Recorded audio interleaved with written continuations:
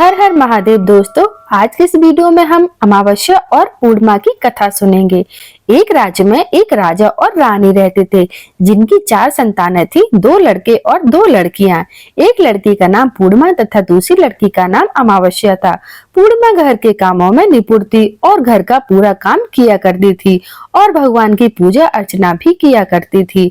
इसके अतिरिक्त वह गौ माता की सेवा भी किया करती थी और वही उसकी दूसरी बहन अमावस्या ना तो घर का ही काम करती थी और ना ही भगवान की पूजा अर्चना किया करती थी और ना ही गौ माता की सेवा करती थी। पूर्णिमा सब गुण संपन्न थी, फिर भी राजा और रानी अपने दोनों बेटों और पुत्री अमावस्या को ही प्यार किया करते थे। वह पूर्णिमा से प्यार नहीं करते थे, उसके साथ भेदभाव करते थे। राजा के चारों पुत्र और पुत्री धीरे धीरे बड़े हो रहे थे। जब वे बड़े हो गए, राजा ने अपने दोनों पुत्रों का विवाह योग कन्याओं के साथ करा दिया। इसके बाद रानी ने राजा से कहा कि अब हमारी दोनों पुत्रियां भी विवाह के योग्य हो गई हैं, अब इन दोनों का विवाह भी करा दो।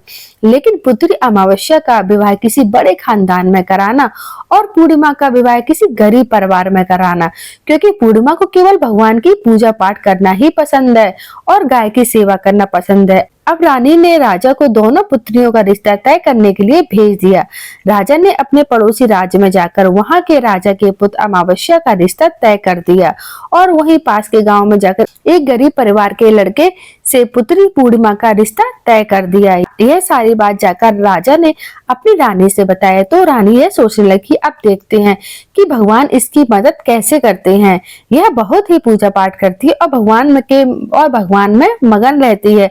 पूर्णिमा का भाई और उसकी भाभी पूर्णिमा से बहुत प्यार करते थे, क्योंकि पूर्णिमा उसके घर के कामों में साथ देती थी और घर के कामों में उसका हाथ भी बटाती थी। और यही उसकी दूसरी बहन अमावस्या उन पर अपना रोग जमाती थी और घर का कोई कार्य नहीं करती थी। कुछ समय बीत जाने के बाद दोनों पुत्रियों का विवाह हो जाता है। राजा और रानी की विवाह के बाद दोनों पुत्रियों को विदाई देते हैं। विदाई देते समय राजा और रानी पुत्री अमावस्या को बहुत सारा धन और दौलत देकर विदा करते हैं और पूर्णिमा को कुछ भी नहीं देते, खाली हाथ अपने घर से विदा कर देते हैं। इसके बाद दोनों बहनें अपने अपने ससुराल चली जाती हैं। कुछ दिन बीत जाते हैं और एक दिन अमावस्या अपने घर पर शिव जी की कथा रखती है, जिसमें वह सभी गांव वालों को निमंत्रण देती है और वह अपनी बहन पूर्णिमा को नहीं बुलाती। जब गांव की सभी औरतें अमावस्या के यहाँ जाती तो यह सब दृश्य पूर्णिमा अपने घर के दरवाजे पर बैठकर देख रही थी। तब वहां से गुजरी औरतें पूर्णिमा से कहती है कि तुम्हारी बहन के यहाँ शिव जी की कथा रखी है, क्या तुम नहीं चलोगी? पूर्णिमा ने कहा, मुझे निमंत्रण नहीं आया है, मैं नहीं जा सकती। सभी गांव की औरतों ने पूर्णिमा से कहा, बुलाया नहीं तो क्या हुआ, भगवान शिव की कथा है, तुम हमारे साथ चलो। गांव की सभी औरतों की बात मानकर पूर्णिमा भी उनके साथ भगवान शिव की कथा में अमावस्या के घर चली गई। जब अमावस्या की नजर पूर्णिमा पर पड़ती तो वहां कहती है कि तुम यहाँ कैसे चली आई, मैंने तुम्हें नहीं बुलाया था। खैर कोई बात नहीं, अब तुम आ ही गई हो तो चुपचाप बैठी रहना। और यह कहते हुए अमावस्या ने पूर्णिमा की गरीबी का मजाक उड़ाया। पूर्णिमा की आंखों में आंसू आ गए। वह रोते रोते मन ही मन में पूर्णिमा भगवान शिव से विनती करती है कि हे भगवान, क्या पूजा पाठ करना गलत है? गौ माता की सेवा करना गलत है? आखिर मेरी क्या गलती है? आप मुझ पर अपनी कृपा दृष्टि कब बनाएंगे? पूर्णिमा बार बार भगवान शिव से यही कहती रही। इतने में शिव कथा पूरी हो जाती है और अमावस्या भगवान का प्रसाद बांटने लगती है। फिर वह सभी लोगों को प्रसाद देती है, लेकिन पूर्णिमा को वहाँ प्रसाद नहीं देती। पूर्णिमा बिना प्रसाद के ही अपने घर को लौट जाती है। रास्ते में वह यहाँ सोचते हुए चली गई कि यदि हमारे बच्चे हम प्रसाद मांगेंगे तो हम उन्हें क्या जवाब देंगे। उसने सोचा कि वह अपने मायके, अपने भाई और भौजाई के यहाँ चली जाएगी और वहाँ जाते हुए वहाँ बच्चों के लिए कुछ लेकर जाएगी। ऐसा सोचते हुए वहाँ अपने घर वापस लौट आई।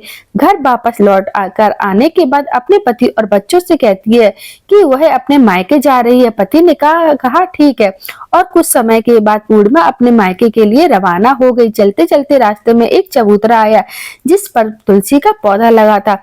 उस चौधरी पर एक बूढ़ी अम्मा बैठी हुई थी। वह कोई नहीं, साक्षात तुलसी माँ थी। उस बूढ़ी माता ने पूर्णिमा से कहा, बिटिया तुम कौन हो और कहाँ जा रही हो? पूर्णिमा अपना परिचय देती है। परिचय देने के बाद बूढ़ी औरत ने पूर्णिमा से कहा कि यहाँ तुलसी का पौधा सूख रहा है, इसमें थोड़ा सा बेटा पानी डाल दो और इस चबूतरे की साफ सफाई कर दो, जिससे मुझे थोड़ी ठंडक मिलेगी। पूर्णिमा ने कहा कि ठीक है माँ, मैं तुलसी में पानी डाल देती हूँ और यहाँ की साफ सफाई भी कर देती हूँ।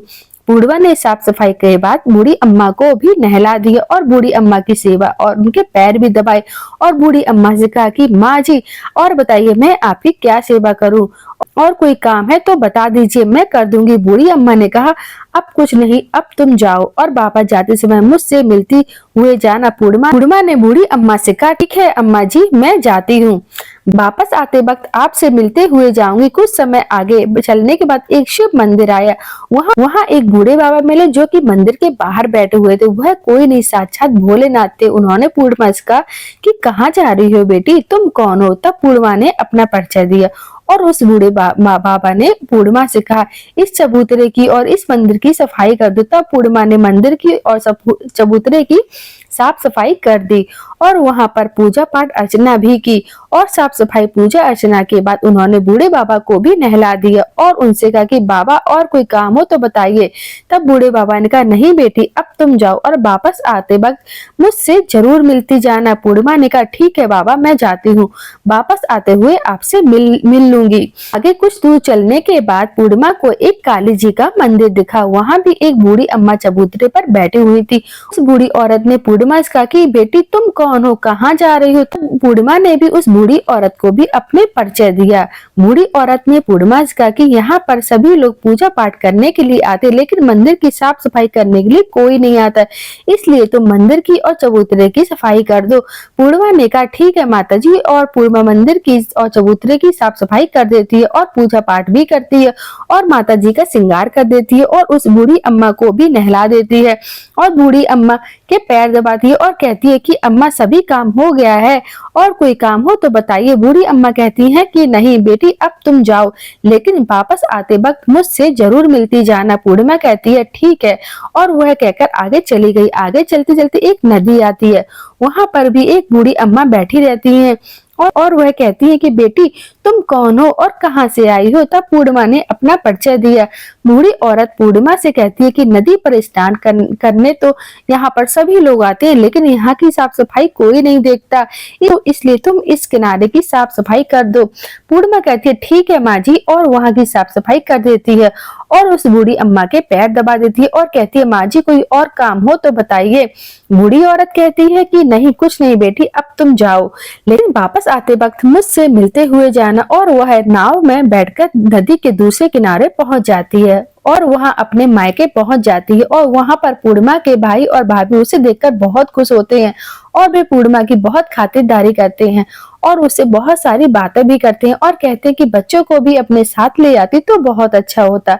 अब कुछ समय के बाद पूर्णिमा ने वापस अपने ससुराल जाने को कहा तो उसकी भाभी ने उसके लिए एक साड़ी दी और खेलों में अब बच्चों के लिए कपड़े और खाने पीने की कुछ चीजें भी रख दी और कहा कि तुम बहुत दिनों के बाद आती हो। और पूर्णिमा की भाभी ने यह थैला पूर्णिमा के हाथ में थमा दिया और कहा जाओ और जल्दी वापस आना। इसके बाद पूर्णिमा वहां से अपने ससुराल के लिए रवाना हो गई और नदी के किनारे पहुंची और नाव में बैठकर दूसरे किनारे उतर गई। वहां उतरने के बाद वहां वही बूढ़ी अम्मा मिली जो साक्षात गंगा मैया थी। उस बूढ़ी अम्मा ने पूर्णिमा को एक थैला दी और कहा तुम इसे अपने घर जाकर ही खोलना। अब पूर्णिमा के पास बहुत थैले हो गए थे, उन्हें लेकर पूर्णिमा वहां से रवाना हुई।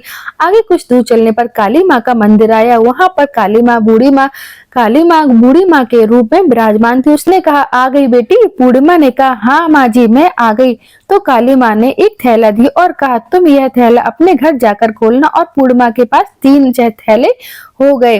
तीनों थैले लेकर पूर्णिमा आगे बढ़ी। कुछ दूर पर शिव जी का मंदिर आया जहाँ बूढ़े बाबा के रूप में शिव जी स्वयं विराजमान थे। बूढ़े बाबा ने कहा पूर्णिमा तुम वापस आ गई? पूर्णिमा ने कहा हाँ बाबा मैं वापस आ गई। बूढ़े बाबा ने भी पूर्णिमा को एक थैला दिया और कहा बेटा यह थैला अपने घर में जाकर ही खोलना। पूर्णिमा ने कहा ठीक है बाबा। पूर्णिमा के पास 4 थैले हो गए थे। अब वह 4 थैले कैसे ले जाती? उसने एक पुरानी साड़ी निकाली और उन सभी खेलों का एक गड्ढा बना लिया, गट्ठा बना लिया और सर पर रख कर वहां से रवाना हो गई। कुछ दूर जाने के बाद तुलसी माँ बूढ़ी औरत के रूप में मिलती है। वह कहती है पूर्णिमा तुम आ गई। पूर्णिमा कहती है हाँ माँ जी मैं आ गई। और बूढ़ी औरत ने भी उसे एक थैला देती है और कहती है यह थैला तू अपने घर पर जाकर ही खोलना। पूर्णिमा कहती है ठीक है माँ जी। अब पूर्णिमा के पास 5 थैले हो गए। पूर्णिमा वहां से रवाना हुई तो वापस अपने घर को पहुंची। पूर्णिमा ने गट्ठे को नीचे रखा और सबसे पहले अपने मायके का थैला खोलकर देखने लगी। उसमें बच्चों के लिए अच्छे अच्छे कपड़े और खाने पीने की चीजें थी और कुछ गहने भी थे। पूर्णिमा ने कपड़े अपने बच्चों को दे दी और खाने पीने की चीजें बच्चों को दे दी और दे दी। यह सब पाकर बच्चे बहुत खुश हुए। अब पूर्णिमा ने दूसरा थैला खोला जो उसे गंगा मैया ने दिया तो उसमें ढेर सारे हीरे जवाहरात सोने चांदी आदि थे। इसके बाद अब पूर्णिमा ने तीसरा थैला खोला जो काली माता ने दिया था। उसमें बहुत सारा सोना श्रृंगार का सामान भरा हुआ था। इसके बाद पूर्णिमा ने चौथा थैला खोला जो कि उसे भगवान शिव ने दिया था। उसमें बहुत सारा धन संपत्ति भरा हुआ था और बहुत सारी खुशियां भरी हुई थी। इसके बाद अब पूर्णिमा ने 5वां थैला खोला जो उसे तुलसी मैया ने दिया था। उसमें चावल दाल 7 प्रकार की खाने की चीजों से भरा हुआ था। अब पूर्णिमा के घर में किसी चीज की कोई कमी नहीं थी। उसका घर धन धान से भरा हुआ था और परिपूर्ण था। अब पूर्णिमा और उसका परिवार सुख से जीवन व्यतीत करने लगे।